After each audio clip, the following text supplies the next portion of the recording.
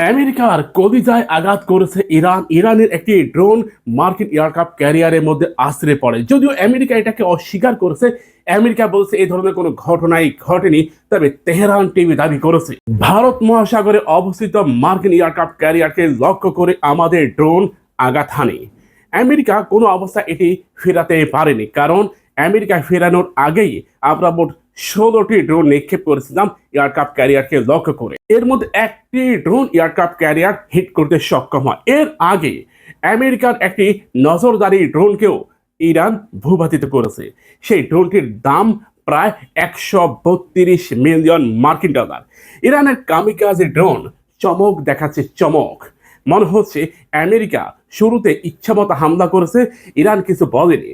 Iran প্রস্তুতি নেওয়ার পর ইরান যখন পাল্টা অ্যাটাক শুরু করেছে, এবার ডোনাল্ড ট্রাম্প বলতেছেন আমরা আলোচনায় বসতে রাজি।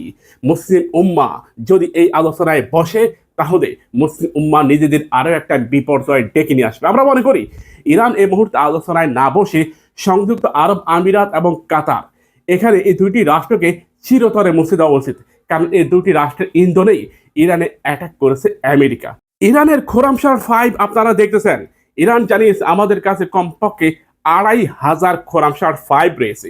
আর এখন পর্যন্ত গত দুদিনের যুদ্ধে ইরান মোট 6টি খোরামশার মিসাইল নিক্ষেপ করেছে 6টি স্থানে, এবং আরও 4টি আজকের মধ্যেই অর্থাৎ আজ রাতের মধ্যে নিক্ষেপ করা হবে, এবং প্রতিটি লক্ষ্য বস্তুতে হিট করতে সক্ষম হয়েছে। ইরানের ঊর্ধ্বতন কর্মকর্তাদের বরাত দিয়ে কিছু কিছু গণমাধ্যম দাবি করেছে ইরান মোট 53টি কামিকাজে ড্রোন নিক্ষেপ করেছে।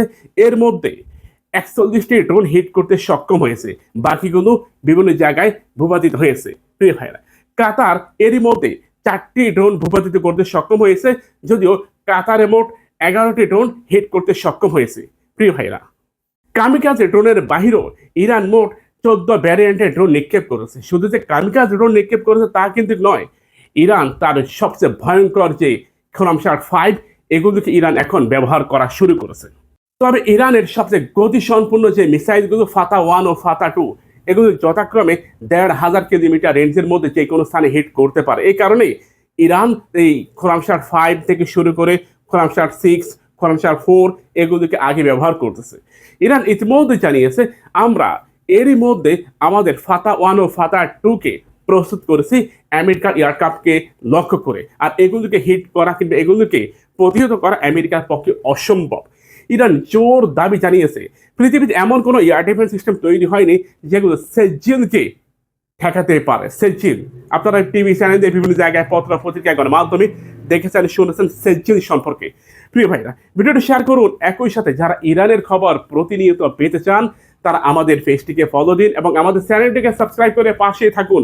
মনে রাখবেন, আপনি যদি মুসলিম হয়ে থাকেন অবশ্যই ইরানকে সাপোর্ট দেন, আর যদি অমুসলিম হয়ে থাকেন তাহলে আপনি সংযুক্ত আরব আমিরাত, কাতার, বাহরাইন এই রাষ্ট্রগুলোর জন্য ইচ্ছামতো দোয়া করতে পারেন।